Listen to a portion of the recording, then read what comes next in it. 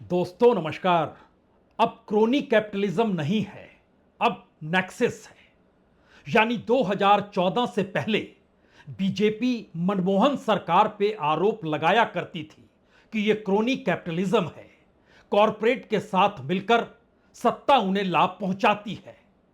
लेकिन 2014 के बाद का नेक्सिस कॉरपोरेट और सत्ता के बीच इतना पारदर्शी तरीके से उभर कर आया कि इस देश के भीतर का बजट हो या इस देश की आर्थिक नीतियां हो, सब कुछ कॉरपोरेट को देखकर ही बनने लगी। और कॉरपोरेट के हवाले मोनेटाइजेशन और प्राइवेटाइजेशन, इसी के आधार पर इतना कुछ सौंप दिया गया कि कॉरपोरेट्स का नेटवर्क इस देश की इकोनॉमी की रफ्तार से कई गुना ज्यादा बढ़ता चला गया। सही मायने में कहा जाए तो यह देश कॉरपोरेट चला रहा था या कॉरपोरेट के जरिए इस देश को चलाया जा रहा था। इन दोनों के बीच ही मोदी सरकार लगातार हर बजट में अपनी आर्थिक नीतियों के आसरे जो कुछ भी बतलाती रही। और वो कॉरपोरेट हाउसेस जिनका बिजनेस, जिनका धंधा दुनिया भर के भीतर था और वो सत्ता के करीब अगर थे तो सत्ता ने उन्हें इतना लाभ पहुंचाया कि उस कॉरपोरेट ने भी अपना सब कुछ दांव पर लगाकर इतना कुछ 12 वर्षों में स्टेक पर लगा दिया कि अब उन्हें लगने लगा कि अगर मोदी सरकार कहीं डूब गई तो फिर उनका क्या होगा। सवाल डूबने और उबरने से आगे का है। बड़ा सवाल तो यह है, इस दौर में जब आर्थिक संकट गहराने लगा है तो कॉरपोरेट के भीतर भी एक फुसफुसाहट तो है।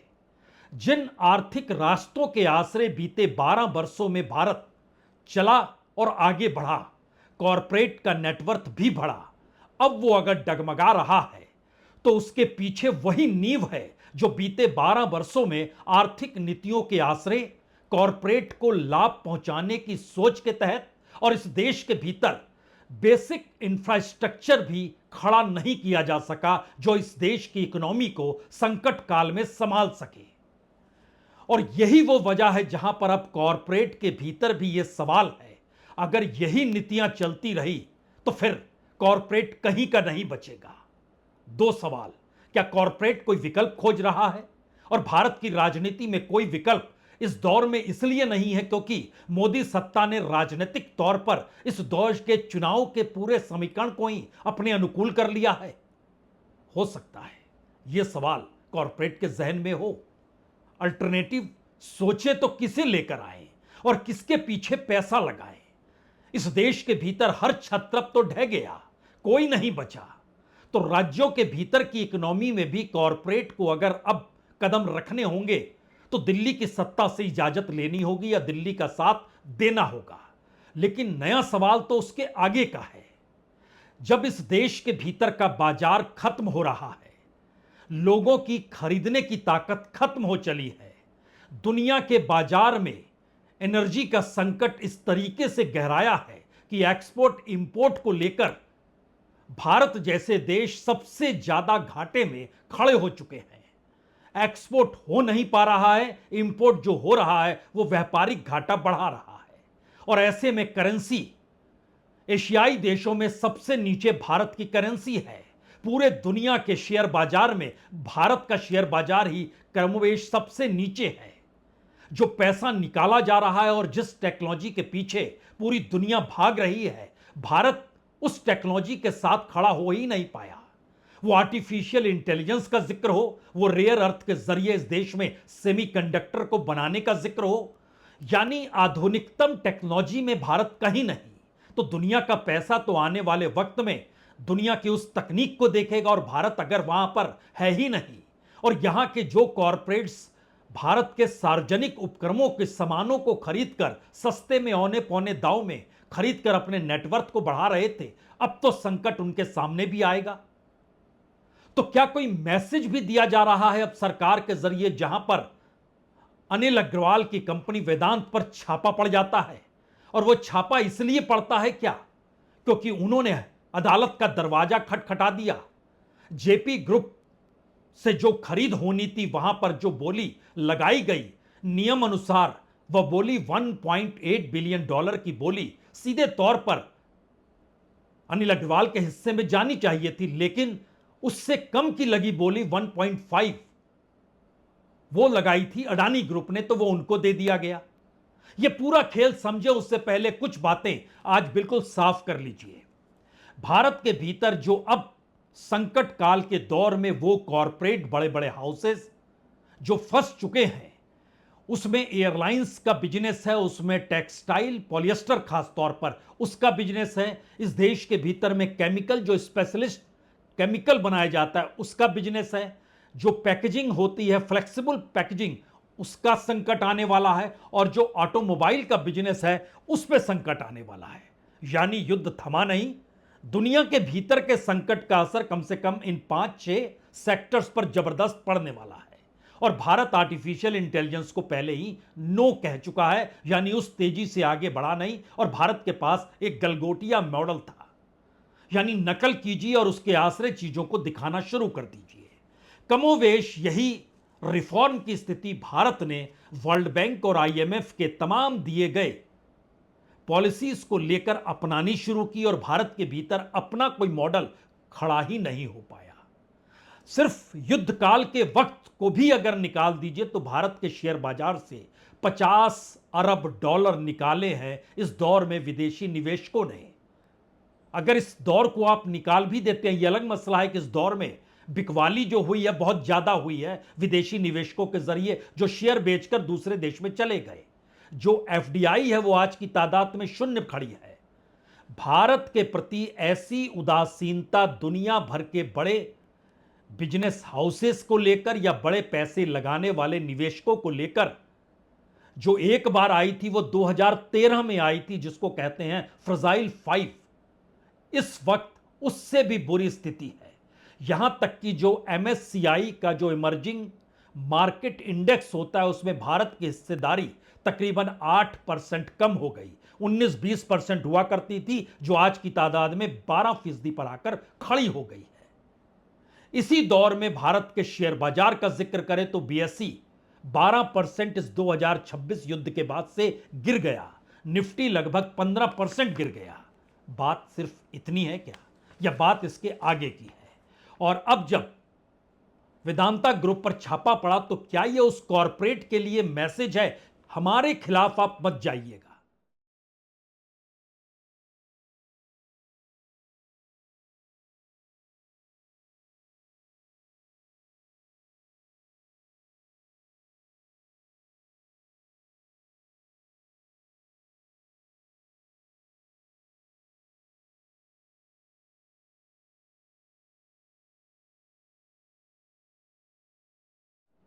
हमें पता है स्थिति नाजुक है, हमें पता है कॉरपोरेट के भीतर चरमराहट है, लेकिन हमारे खिलाफ खबरदार जो आप गए तो किसी भी आरोप के तहत आपकी घेराबंदी तो हो सकती है। और जब हम वेदांता ग्रुप का जिक्र कर रहे हैं तो जरा समझिए, जेपी एसोसिएट्स, उनके जो होम्स, जो पावर और सीमेंट प्लांट्स, जो खास तौर से बुद्ध इंटरनेशनल सर्किट जो F1 रेस के लिए बनाया गया ग्रेटर नोएडा में, उन तमाम चीजों की वेदांता ग्रुप ने बिड लगाई थी 1.8 बिलियन डॉलर की, और अडानी ग्रुप की तरफ से बिड लगी थी 1.5 बिलियन डॉलर की, और दे दिया गया अडानी ग्रुप को। यानी ये अजीबोगरीब परिस्थिति जब निकल कर आई तो इन्होंने अदालत का दरवाजा खटखटाया, और उसके बाद शुरू हुई चौकसी, और चौकसी के बाद छापा। ईडी का छापा दिल्ली और मुंबई में वेदांत ग्रुप की कंपनियों पर पड़ना शुरू हो गया। यह अलग मसला है कि इस दौर में भी चौथी तिमाही का जो रिजल्ट आया उसमें जानकारी मिली कि वेदांता ग्रुप को प्रॉफिट आफ्टर टैक्स जो था वह भी 89% था, यानी 9,352 करोड़, जो पिछली बार की तुलना में लगभग दुगना था।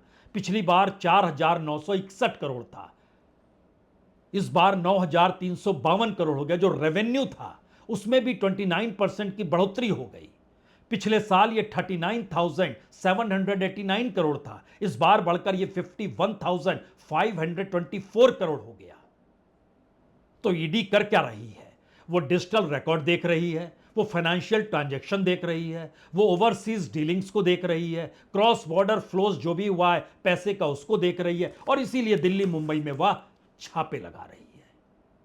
लेकिन इस पूरी प्रक्रिया में यह मैसेज है उन कॉरपोरेट्स के लिए जो अभी तक ये सोचते रहे कि दरअसल सरकार के साथ खड़े होंगे तो स्थितियां अनुकूल होंगी, वो कितनी स्थिति अनुकूल होगी, कैसे अनुकूल होगी, शायद इस दौर में घटते हुए नेटवर्क से समझा जा सकता है। यहां तक कि रिलायंस भी पिछले जो आखिरी हफ्ता था पिछले महीने का, उसमें शेयर बाजार में उसके नेटवर्थ में 46,000 करोड़ की कमी आ गई। उससे पहले के हफ्ते में भी 55,000 करोड़ की कमी आई थी। टाटा कंसल्टेंसी, उसमें भी पिछले हफ्ते 22,000 करोड़ की कमी आ गई। बैंकों में कमी आ गई। एचडीएफसी का घोटाला सामने आया, किस तरीके से वो पैसा रोटेट कर रहा है, तो उसमें उसके शेयर भी गिरे और 33,333 करोड़ रुपए नेटवर्थ कम हो गया। यानी ध्यान दीजिए, तो हर वो कंपनी, और खास तौर से अगर आप नाम लेना चाहें तो उसमें अभी तक लोग अंबानी अडानी को छोड़ रहे थे, अब छोड़ दीजिए। वो जिंदल हो, लक्ष्मी मित्तल हो, शिव नडार हो, पूनावाला हो, संघवी हो, राधा कृष्ण दमानी हो, उदय कोटक हो, सुनील मित्तल हो, अगर इनकी बातों को अलग अलग जगहों पर जो इस संकट काल के दौर में कही गई, उसके मैसेज बहुत साफ हैं। संकट भयानक है और सरकार की नीतियां सिर्फ उस भयानक संकट की जानकारी दे रही है, उसके उपाय नहीं बता रही है। यानी जिस देश की इकोनॉमी कॉरपोरेट के आसरे चल रही थी, और जब संकट आया है तो वो जनता पर संकट आएगा या कॉरपोरेट पर भी संकट आएगा? तो जनता तो इस देश के बतौर नागरिक हर चीज को सह लेगी, उसके भीतर का राष्ट्रवाद देश के साथ खड़ा होगा, प्रधानमंत्री ने कह दिया तो। लेकिन कॉरपोरेट तो मुनाफा देखता है, प्रॉफिट देखता है। इसीलिए इस संकट काल को लेकर उसकी परिभाषा हो सकता है अलग अलग तरीके से हो। खास तौर से पिछले दिनों जब एफआईआईज का सम्मेलन हो रहा था तो उसमें उदय कोटक सामने आए, उन्होंने कहा संकट भयानक है, उन्होंने कहा संकट भयानक है। तो उसके बाद अश्वनी वैष्णव का नंबर जब आया, उन्होंने भी कहा, ये मंत्री हैं, इन्होंने भी कहा संकट भयानक है।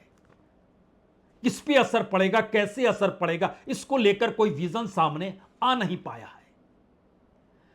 दो तीन चीजें अब यहां पर जरा समझ लीजिए, उसके बाद उस फैक्ट्स पर आया जाएगा। इसकी पहली हकीकत तो यह है कि इस दौर में भारत के शेयर बाजार का नेटवर्थ और कम हो गया, और भारत जो 5वें नंबर पर चल रहा था, पहले ताइवान ने पछाड़ा, उसके बाद साउथ कोरिया ने भी पछाड़ दिया आज ही। और भारत की जो नेटवर्थ है 4.84 ट्रिलियन डॉलर की है, जो शेयर बाजार की है। साउथ कोरिया 5.04 ट्रिलियन पर आ गया। ताइवान उसके पहले ही 5.15 ट्रिलियन के साथ भारत को पछाड़ चुका था। उसके ऊपर हांगकांग है, फिर जापान है, फिर चाइना, और नंबर 1 पे अमेरिका खड़ा है। भारत के ठीक नीचे कनाडा है, बहुत ज्यादा अंतर नहीं है, 4.53 ट्रिलियन उसका भी है। तो क्या कल भारत 8वें नंबर पर हो जाएगा? एक ग्राफिक्स देखिए जिसके जरिए आप शेयर बाजार के नेटवर्थ में भारत कैसे कम हो गया, यह जरा समझ पाएंगे।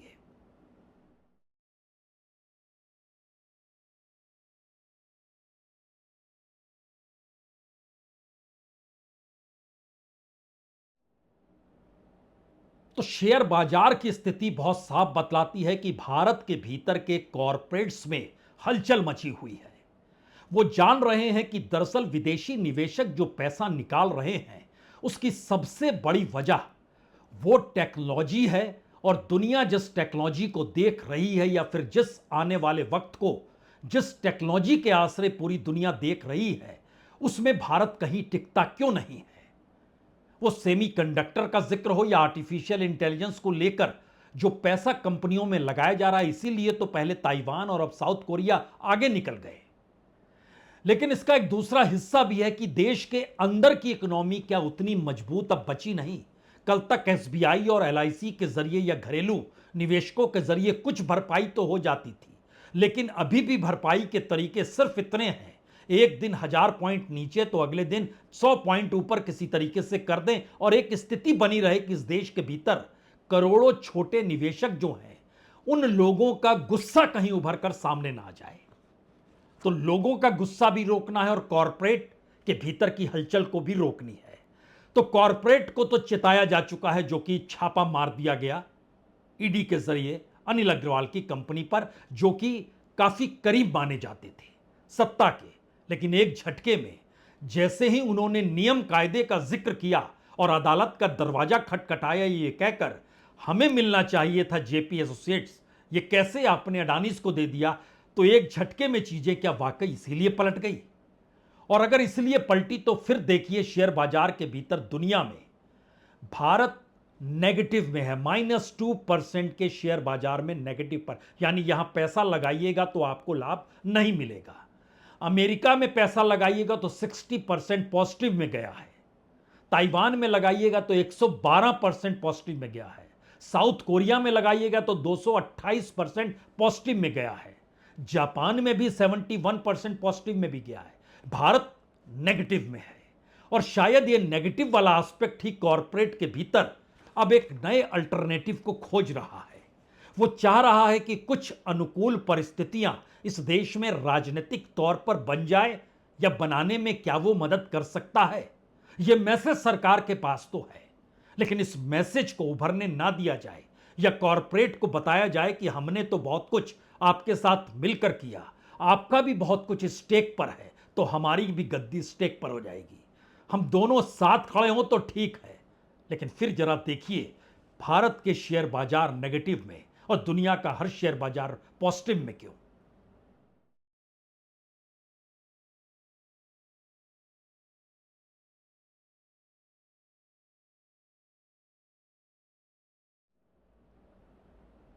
शेयर बाजार एक बैरोमीटर तो है भारत के तमाम बड़े कॉरपोरेट, तमाम बड़े कंपनियां और इस देश के तमाम उन रईसों की कंपनियों को लेकर जिनके नेटवर्थ के आश्रय अंतर्राष्ट्रीय तौर पर उनकी रईसी की मान्यता उन्हें मिलती है और दुनिया के बड़े बड़े बैंक कर्ज देने को तैयार हो जाते हैं। यह अलग मसला है। इस दौर में जो भी सरकार के साथ कॉरपोरेट खड़ा रहा, उसको दुनिया के किसी भी बैंक ने कर्ज देने से इनकार नहीं किया। इसीलिए भारत के बैंकों से भी कहीं ज्यादा विदेशी बैंकों से कर्ज उन बड़ी कंपनियों ने लिया है जो बड़ी कंपनियां सत्ता के साथ यानी मोदी सरकार के साथ खड़ी रही। लेकिन यहां पर एक दूसरा सवाल भी उठता है। अगर इस शेयर बाजार के जरिए भारत के कॉरपोरेट के नेटवर्थ का एक हिस्सा समझ में आता है, तो इसके जरिए यह भी समझ में आता है कि भारत के भीतर का अपना एक्सपोर्ट और इंपोर्ट उस मैसेज को कन्वे करता है कि आखिर भारत की स्थिति क्या है।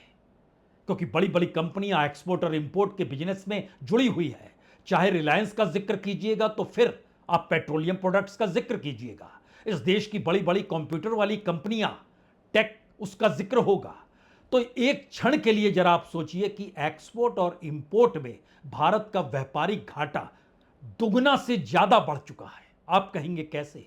पिछले बरस यानी 2026 के फाइनेंशियल ईयर में भारत ने जो एक्सपोर्ट किया वो $860 बिलियन और जो इंपोर्ट किया वो $979 बिलियन का था। यानी एक्सपोर्ट की रकम थी 81 लाख करोड़ और इंपोर्ट की रकम हो गई 93 लाख करोड़, यानी 11.35 लाख करोड़ का नुकसान हो गया। यानी महीने दर महीने एक एवरेज बैठता है कि तकरीबन $10 बिलियन भारत को एक्सपोर्ट इंपोर्ट में घाटा हो रहा था। रुपए में कीजिएगा तो 95,000 करोड़, जो डॉलर की कीमत है उस लिहाज से अगर आप देख रहे हैं तो।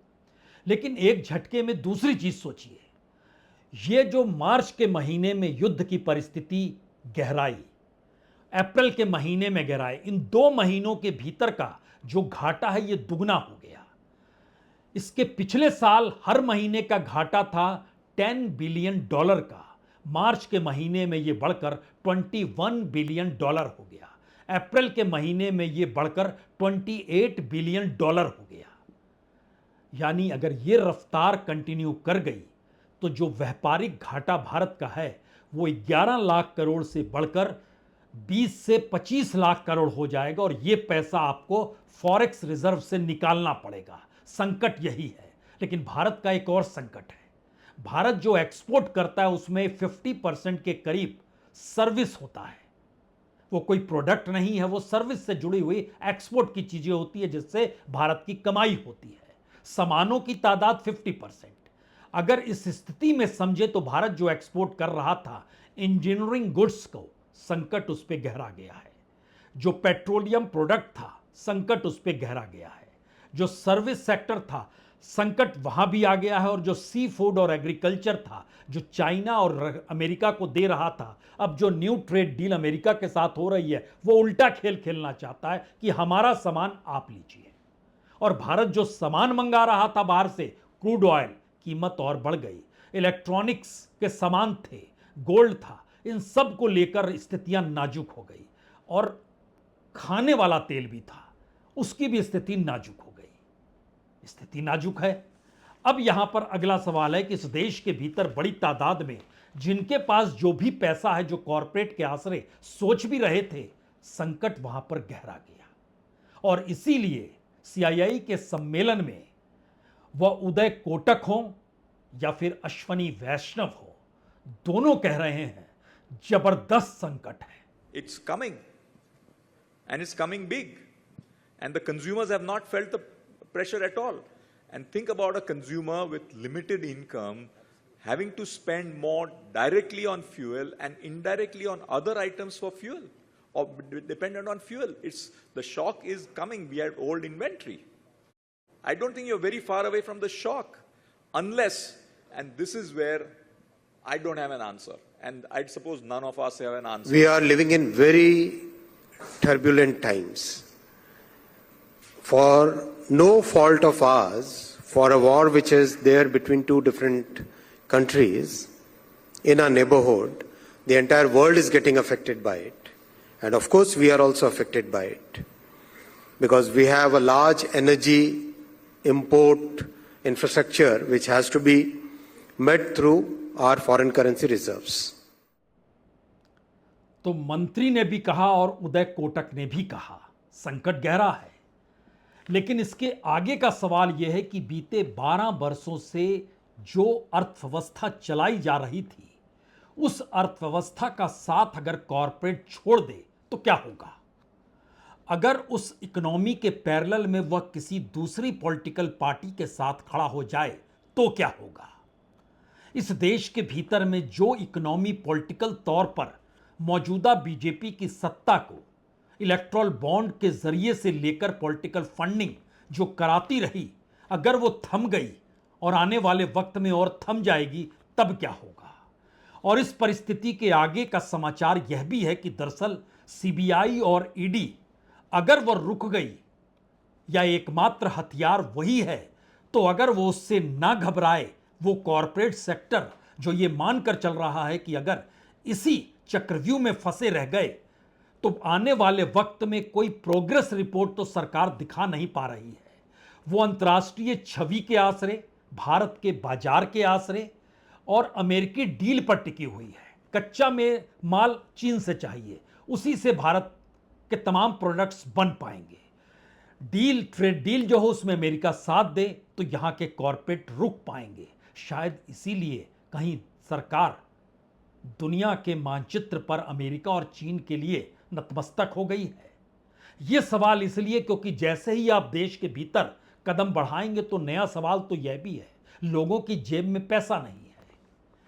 कॉरपोरेट जो सोचता था कि यहां पर कम से कम बाइंग कैपेसिटी तो होगी, वह भी खत्म हो गई। जो शेयर बाजार में सिप का निवेश था वो डगमगाया हुआ है। इकोनॉमी कमजोर हो गई, कंपनियों का नेटवर्थ कम हो रहा है। जो भारत की मजबूत इकोनॉमी बनाने के पीछे घरेलू निवेशक थे, अब वह भी डगमगाते हुए दिखाई दे रहे हैं। अप्रैल और मई में माना गया था कि मजबूती से आगे बढ़ेंगे, लेकिन दुनिया के बाजार में कच्चा तेल महंगा हो गया, विदेशी निवेशकों ने पैसा निकालना शुरू किया और इन सब के बीच अमेरिकी बॉन्ड यील्ड में तेजी आ गई और भारत का सेंसेक्स 2.8% इसी दौर में नीचे आ गया, निफ्टी 1.9% नीचे आ गया। सिर्फ विदेशी निवेशकों ने इस 2-2.5 महीनों के भीतर जो बिकवाली यानी जो शेयर बेचे वो 55,963 करोड़ के हैं और उनको लाभ अमेरिका के बाजार में था, तो वहां रिटर्न ज्यादा था और रुपया इस दौर में कमजोर हो गया।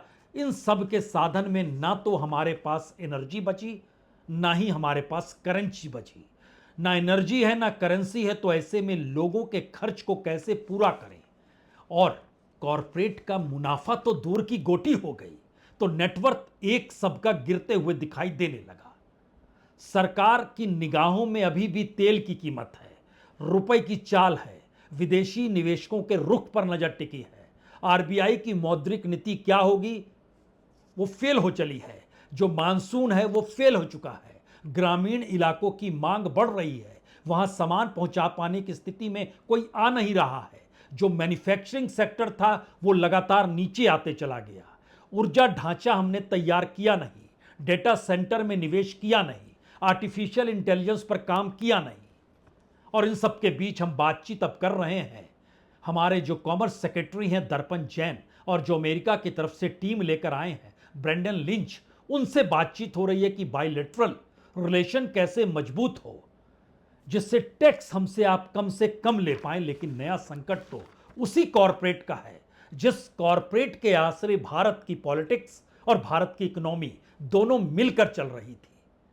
अभी तक पॉलिटिकल पार्टीज को डराया जाता था, नेताओं को खरीद लिया जाता था। नया संकट कॉरपोरेट का है जो ये मानकर चल रहा है इतना कुछ स्टेक पे लगा हुआ है, लेकिन अगर भविष्य उजियारा दिखाई नहीं दे रहा है तो हम क्या करें। और जैसे ही यह सवाल उनके जहन में आता है, ईडी की मौजूदगी नजर आने लगती है। इस संकट काल का रास्ता कौन कैसे किस रूप में निकालेगा, या फिर इसके जरिए कहीं पॉलिटिकल डामाडोल की परिस्थिति तो नहीं आकर खड़ी होगी। हो सकता है, क्योंकि अब इस देश का सबसे बड़ा चुनाव सबसे बड़े राज्य में होना है, उत्तर प्रदेश के भीतर होना है। इस देश की आर्थिक परिस्थितियां और इस देश के भीतर जो फंडामेंटल पॉलिटिकल एजेंडा के तौर पर चलने वाले इशू हैं, इन्हीं दोनों को आपस में टकराना है। और शायद इसीलिए जेनजी का सवाल भी सरकार के भीतर हलचल पैदा कर चुका है। बहुत बहुत शुक्रिया, बहुत बहुत शुक्रिया।